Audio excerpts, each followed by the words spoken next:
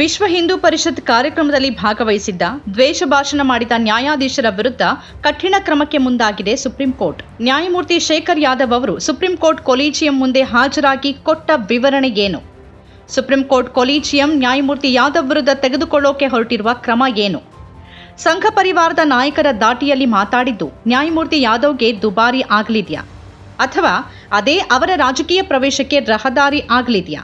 ಬಹುಸಂಖ್ಯಾತರ ಇಚ್ಛೆಯಂತೆ ದೇಶ ನಡೆಯುತ್ತೆ ಅಂತ ಹೇಳಿದ್ದಲ್ಲದೆ ಅಲ್ಪಸಂಖ್ಯಾತರ ಅವಹೇಳನ ಮಾಡಿದ್ದ ಅಲಹಾಬಾದ್ ಹೈಕೋರ್ಟ್ ನ್ಯಾಯಾಧೀಶ ಶೇಖರ್ ಯಾದವ್ ಅವರನ್ನ ಸುಪ್ರೀಂ ಕೋರ್ಟ್ ಕೊಲೀಜಿಯಂ ವಿಚಾರಣೆ ನಡೆಸಿದೆ.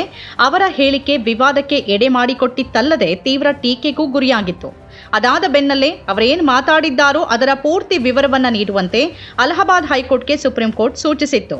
ಅವರ ಭಾಷಣದ ಪೂರ್ತಿ ವಿಡಿಯೋ ಮತ್ತು ಟ್ರಾನ್ಸ್ಕ್ರಿಪ್ಟ್ ಅನ್ನ ಒದಗಿಸುವಂತೆ ಸೂಚಿಸಲಾಗಿತ್ತು. ಬಳಿಕ ಕೊಲೀಜಿಯಂ ನ್ಯಾಯಮೂರ್ತಿ ಶೇಖರ್ ಯಾದವ್ ಅವರಿಗೆ ಸಮನ್ಸ್ ನೀಡಿತ್ತು.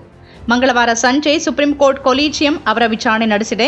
ಖುದ್ದು ಮುಖ್ಯ ನ್ಯಾಯಮೂರ್ತಿ ಸಂಜೀವ್ ಖನ್ನಾ ಅವರ ನೇತೃತ್ವದ ಕೊಲೀಜಿಯಂ ಸುಮಾರು 45 ನಿಮಿಷಗಳ ಕಾಲ ಅವರ ವಿಚಾರಣೆ ನಡೆಸಿತು. ಈಗ ನ್ಯಾಯಮೂರ್ತಿ ಶೇಖರ್ ಯಾದವ್ ವಿರುದ್ಧ ಏನು ಕ್ರಮ ಕೈಗೊಳ್ಳಬಹುದು? ಅವರು ನ್ಯಾಯಾಧೀಶರಾಗೇ ಇರ್ತಾರೆ, ಆದ್ರೆ ಅವರ ಬಳಿ ಯಾವುದೇ ಕೇಸ್ಗಳು ಹೋಗೋದಿಲ್ಲ. ಯಾವುದೇ ಕೇಸ್ಗಳ ವಿಚಾರಣೆಯನ್ನ ಅವರು ನಡೆಸೋದಾಗ್ಲಿ ಜಾಮೀನು ನೀಡೋದಾಗ್ಲಿ ಸಾಧ್ಯವಿಲ್ಲ. ನ್ಯಾಯಾಂಗದ ಯಾವುದೇ ಕೆಲಸಗಳನ್ನ ಅವರಿಗೆ ನೀಡಲಾಗೋದಿಲ್ಲ. ಆದ್ರೆ ನ್ಯಾಯಾಧೀಶರ ಹುದ್ದೆಯಲ್ಲೇ ಇರ್ತಾರೆ. ಒಂದ್ ರೀತಿಯಲ್ಲಿ ಅದು ಶಿಕ್ಷೆಯ ಹಾಗೇನೆ ಇರುತ್ತೆ.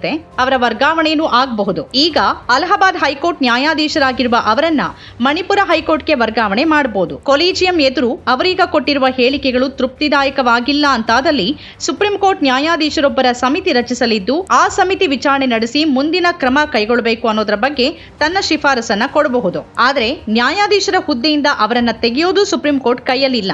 ಆ ಅಧಿಕಾರ ಇರೋದು ಸಂಸತ್ತಿಗೆ ಮಾತ್ರ. ಅವರ ವಿರುದ್ಧ ವಾಗ್ದಂಡನೆ ಪ್ರಕ್ರಿಯೆ ಜರುಗಿದರೆ ಮಾತ್ರನೇ ಅದರಿಂದ ಯಾವುದೇ ಒಂದು ತೀರ್ಮಾನ ಹೊರಬರಬಹುದು. ರಾಜ್ಯಸಭೆಯಲ್ಲಿ ಈಗಾಗಲೇ ಸಂಸದ ಕಪಿಲ್ ಸಿಬಲ್ ನೇತೃತ್ವದಲ್ಲಿ ವಿವಿಧ ಸಂಸದರು ನ್ಯಾಯಮೂರ್ತಿ ವಾಗ್ದಂಡನೆ ನಿರ್ಣಯವನ್ನ ರಾಜ್ಯಸಭಾ ಪ್ರಧಾನ ಕಾರ್ಯದರ್ಶಿ ಅವರಿಗೆ ಸಲ್ಲಿಸಿದ್ದಾರೆ. ಪ್ರಸ್ತುತ ನಡೀತಾ ಇರುವ ಸಂಸತ್ತಿನ ಚಳಿಗಾಲದ ಅಧಿವೇಶನದಲ್ಲಿ 55 ಸಂಸದರು ಸಹಿ ಹಾಕಿರುವ ಈ ನಿರ್ಣಯದ ವಿಚಾರವಾಗಿ ಚರ್ಚೆ ನಡೆಯುವ ಸಾಧ್ಯತೆ ಇದೆ. ಲೋಕಸಭೆಯಲ್ಲೂ ವಾಗ್ದಂಡನೆ ನಿರ್ಣಯಕ್ಕೆ 100ಕ್ಕೂ ಹೆಚ್ಚು ಸಂಸದರು ಸಹಿ ಹಾಕಿದ್ದಾರೆ. ಮೊದಲು ಅದರ ಬಗ್ಗೆ ಚರ್ಚೆ ಆಗಬೇಕಾಗತ್ತೆ. ಬಳಿಕ ನ್ಯಾಯಮೂರ್ತಿ ಶೇಖರ್ ಯಾದವ್ ಅವರನ್ನ ಕರೆಸಲಾಗುತ್ತೆ. 3/2 ಮತಗಳ ಆಧಾರದಲ್ಲಿ ಅವರನ್ನ ತೆಗೆದುಹಾಕಬಹುದಾಗಿರುತ್ತೆ. ರಾಷ್ಟ್ರಪತಿಗಳ ಅಂಕಿತ ಬೀಳೋದ್ರೊಂದಿಗೆ ಪದವಿಯಿಂದ ತೆಗೆಯೋಕೆ ಅವಕಾಶ ಇರುತ್ತೆ. ಆದರೆ ಅದೆಲ್ಲವೂ ಬಹಳ ದೀರ್ಘ ಮತ್ತು ಸಂಕೀರ್ಣ ಪ್ರಕ್ರಿಯೆ ಆಗಿರುತ್ತೆ. ಭಾರತದಲ್ಲಿ ಈವರೆಗೆ ಯಾವ ನ್ಯಾಯಾಧೀಶರ ವಿರುದ್ಧವೂ ವಾಗ್ದಂಡನೆ ನಿರ್ಣಯ ಕೈಗೊಂಡಿದ್ದೇ ಇಲ್ಲ. ಧಾರ್ಮಿಕ ಸಂಘಟನೆಯಾಗಿರುವ ವಿಶ್ವ ಹಿಂದೂ ಪರಿಷತ್ ವೇದಿಕೆಯಲ್ಲಿ ನ್ಯಾಯಮೂರ್ತಿಗಳು ಮಾತಾಡಿರೋದು ಸಂವಿಧಾನವನ್ನು ರಕ್ಷಿಸಬೇಕಾದ ಸಾಂವಿಧಾನಿಕ ಹುದ್ದೆಯಲ್ಲಿರುವ ಅವರು ಅಲ್ಪಸಂಖ್ಯಾತರ ವಿರುದ್ಧ ಮಾತಾಡಿರೋದು, ಬಹುಸಂಖ್ಯಾತರ ಪರವಾದ ನಿಲುವನ್ನು ವ್ಯಕ್ತಪಡಿಸಿರೋದು ಶೋಭೆ ತರೋ ಸಂಗತಿಯಂತೂ ಅಲ್ಲ. ಅದು ಸಂವಿಧಾನದ ಮೂಲ ಆಶಯಕ್ಕೇನೆ ವಿರುದ್ಧವಾಗಿತ್ತು. ಆದರೆ ಇದರ ನಡುವೆನೇ ಉತ್ತರ ಪ್ರದೇಶದ ಮುಖ್ಯಮಂತ್ರಿ ಆದಿತ್ಯನಾಥ್ ನೇರವಾಗಿ ನ್ಯಾಯಮೂರ್ತಿ ಶೇಖರ್ ಯಾದವ್ ಪರವಾಗಿ ಬ್ಯಾಟಿಂಗ್ ಮಾಡಿದ್ದಾರೆ. ಯುಪಿ ವಿಧಾನಸಭೆಯಲ್ಲಿ ಮಾತನಾಡಿರುವ ಆದಿತ್ಯನಾಥ್ ನ್ಯಾಯಮೂರ್ತಿ ಶೇಖರ್ ಯಾದವ್ ಯಾವುದೇ ತಪ್ಪೆಸಗಿಲ್ಲ ಅಂತ ಹೇಳಿದ್ದಾರೆ. ಓರ್ವ ನ್ಯಾಯಾಧೀಶರ ವಿರುದ್ಧ ವಿಪಕ್ಷ ವಾಗ್ದಂಡನೆ ನಿರ್ಣಯ ಮಂಡಿಸಿರುವಾಗ ಓರ್ವ ಸಿಎಂ ಆ ನ್ಯಾಯಾಧೀಶರ ಪರ ವಹಿಸಿ ಮಾತಾಡ್ತಾರೆ ಅಂದ್ರೆ ಅಲ್ಲಿಗೆ ಏನಾದಂತಾಯ್ತು? 2026ರಲ್ಲಿ ನ್ಯಾಯಮೂರ್ತಿ ಶೇಖರ್ ಯಾದವ್ ನಿವೃತ್ತರಾಗಲಿದ್ದಾರೆ. ಅವರ ಅಧಿಕಾರದ ಅವಧಿ ಬರೀ 1.5 ವರ್ಷ ಮಾತ್ರ ಇದೆ. ಅದಾದ ಬಳಿಕ ಅವರು ರಾಜಕೀಯಕ್ಕೆ ಎಂಟ್ರಿ ಕೊಟ್ಟರು ಅಚ್ಚರಿ ಏನಿಲ್ಲ. ಅವರನ್ನ ಬೆಂಬಲಿಸಿ ಆದಿತ್ಯನಾಥ್ ಮಾತಾಡಿದ್ದಾರೆ ಅಂದ್ರೆ ಬಿಜೆಪಿಯಲ್ಲಿ ಅವರಿಗೆ ಜಾಗ ಇದೆ ಅಂತ ಅರ್ಥ. ಆದಿತ್ಯನಾಥ್ ಸರ್ಕಾರವೇ ಇದೆ. 2027ರಲ್ಲಿ ಚುನಾವಣೆನೂ ನಡೆಯಲಿದೆ. ನೇರವಾಗಿ ರಾಜಕೀಯ ಪ್ರವೇಶ ಮಾಡದೇ ಇದ್ರೂ ಸರ್ಕಾರದ ಯಾವುದಾದ್ರೂ ಹುದ್ದೆನೂ ಅವರಿಗೆ ಒಲಿಬಹುದು. ನ್ಯಾಯಾಧೀಶರ ಸ್ಥಾನದಲ್ಲಿ ಇದ್ದುಕೊಂಡೇ ದ್ವೇಷದ ಮಾತಾಡುವ ಮಟ್ಟಿಗೆ ಅವರು ಧೈರ್ಯ ತೋರಿಸಿದ್ದಾರೆ ಅಂದ್ರೆ ಅವ್ರಿಗೊಂದು ಅಭಯ ಇದ್ದೇ ಇದೆ ಅಂತಾನೆ ಅರ್ಥ. ಮತ್ತು ಈ ಮೂಲಕ ಅವರು ರಾಜಕೀಯ ಪ್ರವೇಶಕ್ಕೆ ತಮ್ಮದೇ ಆದ ರೀತಿಯಲ್ಲಿ ತಯಾರಿಯನ್ನ ನಡೆಸಿರೋ ಹಾಗೆ ಕಾಣಿಸ್ತಿದೆ. ಈಗಾಗಲೇ ಹಲವಾರು ನ್ಯಾಯಾಧೀಶರು ರಾಜಕೀಯ ಪ್ರವೇಶ ಮಾಡಿರೋದನ್ನ ನಾವು ನೋಡಿದ್ದೀವಿ.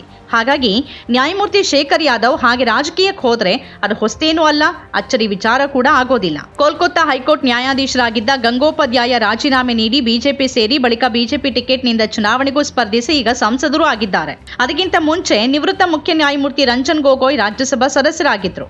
ಅಯೋಧ್ಯೆ ಪರ ತೀರ್ಪು ನೀಡಿದ್ದ ಅವರಿಗೆ ಸರ್ಕಾರದ ಕಡೆಯಿಂದ ದೊಡ್ಡ ಹುದ್ದೆನೇ ಸಿಕ್ಕಿತ್ತು. ಇವತ್ತಿನ ದಿನಗಳಲ್ಲಿ ನ್ಯಾಯಾಧೀಶರ ಹುದ್ದೆಯಲ್ಲಿರೋರು ತಮ್ಮ ರಾಜಕೀಯ ನಿಲುವನ್ನ ಅನೇಕ ಬಾರಿ ಬಹಿರಂಗವಾಗಿಯೇ ತೋರಿಸ್ಕೊಂಡಿರೋದಿದೆ. ಪಕ್ಷದೊಳಗಿರೋರು ಒಂದು ಟಿಕೆಟ್ಗಾಗಿ ಜೀವನದುದ್ದಕ್ಕೂ ಹೋರಾಡಬೇಕಾಗತ್ತೆ. ಆದರೆ ಶೇಖರ್ ಯಾದವ್ ತರದವರು ಒಂದು ಹೇಳಿಕೆ ಕೊಟ್ಟರೆ ಸಾಕು, ಬಿಜೆಪಿ ಅಂತ ಪಕ್ಷದೊಳಗೆ ಅವರಿಗೆ ಟಿಕೆಟ್ ರೆಡಿ ಆಗ್ಬಿಟ್ಟಿರತ್ತೆ. ನ್ಯಾಯಮೂರ್ತಿ ಶೇಖರ್ ಯಾದವ್ ಅವರನ್ನ ಆದಿತ್ಯನಾಥ್ ಸಮರ್ಥನೆ ಮಾಡಿಕೊಂಡಿರುವುದನ್ನ ಗಮನಿಸಬಹುದು.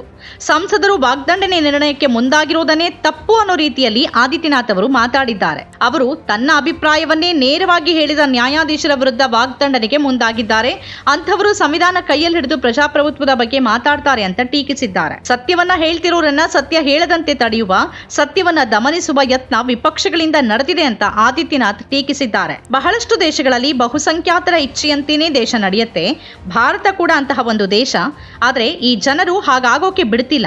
ಅಂತಹ ಆಲೋಚನೆಯನ್ನ ಹತ್ತಿಕ್ಕುವ ಕೆಲಸ ಮಾಡಲಾಗ್ತಿದೆ ಅಂತ ಆದಿತ್ಯನಾಥ್ ಆರೋಪಿಸಿದ್ದಾರೆ. ಅಂತೂ ಮತ್ತೋರ್ವ ನ್ಯಾಯಾಧೀಶರು ಬಿಜೆಪಿಗೆ ಹೋಗೋದಕ್ಕೆ ವೇದಿಕೆ ಸಿದ್ಧವಾಗ್ತಿರುವ ಹಾಗೆ ಕಾಣಿಸ್ತಿದೆ. ಯಾಕಂದ್ರೆ ನ್ಯಾಯಾಧೀಶರ ಹುದ್ದೆಯಲ್ಲಿದ್ರೂ ಅವರೀಗ ಎಲ್ಲ ನ್ಯಾಯಾಂಗದ ಕೆಲಸಗಳಿಂದ ದೂರವೇ ಇರಬೇಕಾಗತ್ತೆ. ಸ್ವತಂತ್ರ ಪತ್ರಿಕೋದ್ಯಮ ಇಂದಿನ ತುರ್ತು. ಅದನ್ನ ವಾರ್ತಾ ಭಾರತಿ ಮಾಡ್ತಾ ಇದೆ. ನಮ್ಮ ಚಾನೆಲ್ ಅನ್ನ ಸಬ್ಸ್ಕ್ರೈಬ್ ಮಾಡೋದ್ರ ಜೊತೆಗೆ ಬೆಲ್ ಐಕಾನ್ ಒತ್ತಿ ನಮ್ಮನ್ನು ಬೆಂಬಲಿಸಿ. ಹಾಗೆ ನಮ್ಮ ಕಾರ್ಯಕ್ರಮಗಳನ್ನು ಲೈಕ್ ಮಾಡಿ, ಕಮೆಂಟ್ ಮಾಡಿ, ಅದನ್ನು ಬೇರೆಯವ್ರಿಗೂ ಕೂಡ ಶೇರ್ ಮಾಡಿ. ಹೀಗೆ ನೀವು ಮಾಡಿದಾಗ ನಮ್ಮ ಚಾನೆಲ್ ಮತ್ತಷ್ಟು ಜನರಿಗೆ ತಲುಪತ್ತೆ. ಆ ಮೂಲಕ ನಮಗೆ ಸಹಕಾರ ಆಗುತ್ತೆ. ಇದು ನೀವು ಯಾವುದೇ ಖರ್ಚಿಲ್ಲದೆ ಮಾಡಬಹುದಾದ ಸಹಕಾರ. ಧನ್ಯವಾದ.